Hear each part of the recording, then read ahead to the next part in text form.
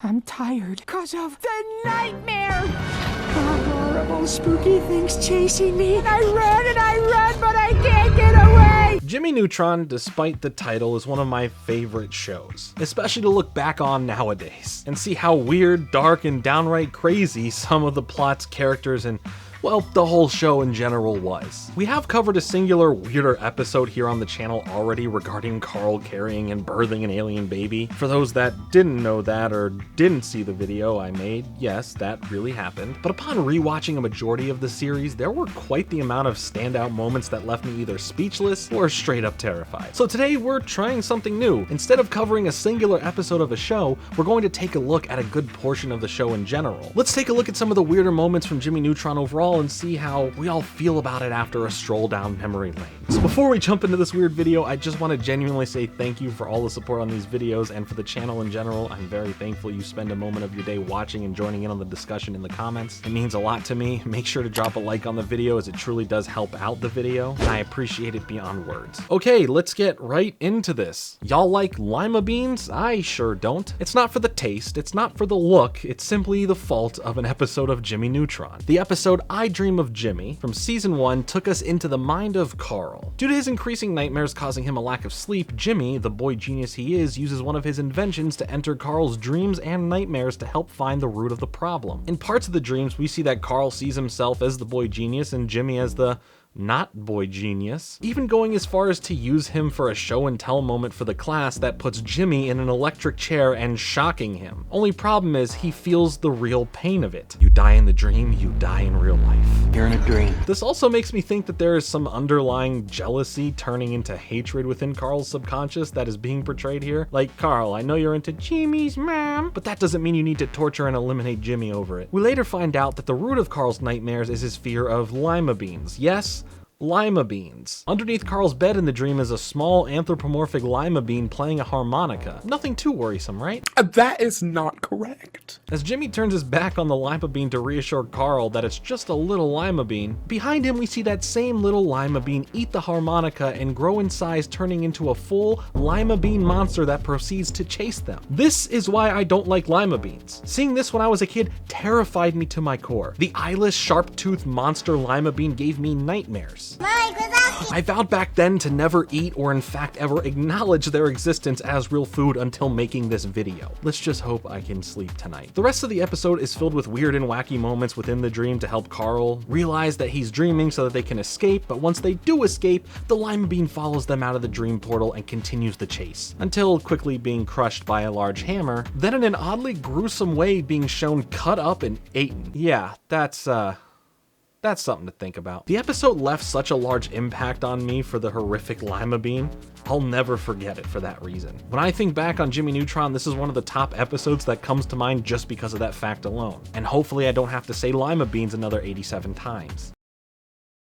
Next, let's talk about the episode My Son, the Hamster, which is not a scary or weird episode or anything. It's just weird, but this time in all the right ways for both the odd imagery and genuine hilariousness. Here, similar to the movie The Fly, side note, the remake with Jeff Goldblum is my favorite version of The Fly, Jimmy gene splices, or in this episode's case, Adam swaps himself with Carl's new hamster accidentally. Nothing too crazy happens here in the episode, it's just such a weird image to look at for the rest of the runtime. A giant Jimmy with the head of a hamster and a small hamster with the head of Jimbo. It's weird, it's funny, and it's something that I fondly love to look back on for the show. Similar to that episode is Trading Faces, where Jimmy and Cindy, who are continuously at odds, end up having their bodies switched. The consciousness and soul of Jimmy and Cindy were transferred into one another, a Freaky Friday like father like son situation we've seen a million times over and over. But the real crutch of the episode comes towards the resolution, where they have Carl, Sheen, and Libby help dump their brains into one of Jimmy's inventions, then go through the things that make them and file sort them into the right bodies. Just the thought of leaving these thoughts, ideas, and personality traits up to the hands of especially Carl and Sheen, while literally lying there with their brains completely dumped, is not an ideal situation to say the least. It is really funny though seeing them all go back and forth with ridiculous traits and deciding what goes where and what either of them maybe shouldn't remember. Luckily, it all works out in the end.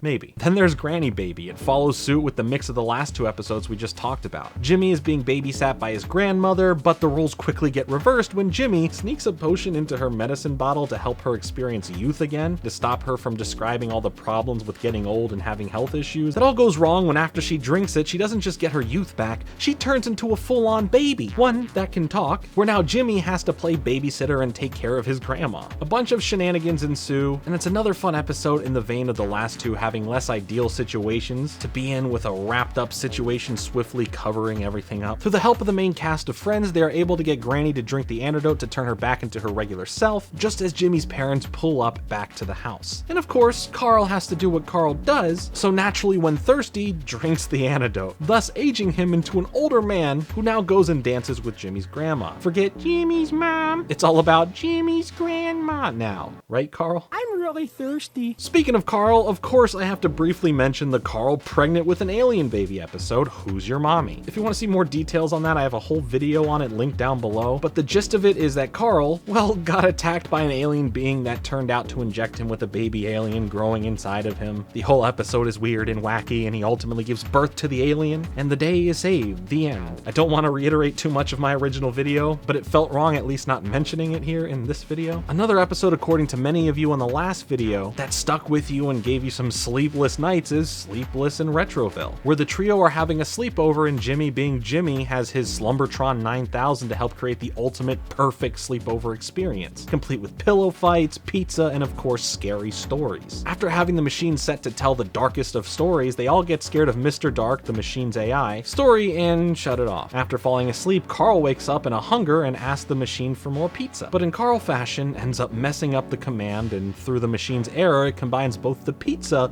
with the eating children story, and now sentient pizzas with demonic faces, and pillows chase and attack everyone in the house until Jimmy comes up with the sunlight being their only weakness and it will scare them. The plan works, Jimmy ends up letting the pizza get cooked and melt in the sunlight, but that's not why you or I remember this episode, is it? It sure was a fun, slightly spookier episode, but it's the effectiveness of the last second stinger, the last thing that will resonate with you. That same pizza then awakes and exclaims, "Fools, haven't you heard of sequels?" But then everyone has these different funny sequences of waking up from their own bad dreams, all leading up to it being the pizza that then wakes up, and then the pizza's wife says it was just a dream and there are no such thing as children, even though there's a human drawn on the back of the pizza shop they're living in. To be fair, the pizza/monster was only doing what Jimmy programmed the machine for, albeit through the error of combining the story and the pizza, but it did its job in scaring the children only to be melted to death at the hands of these kids. So who really is at fault here as the bad guy? Jimmy and the crew who are trying to have a good slumber party, or the pizza monster,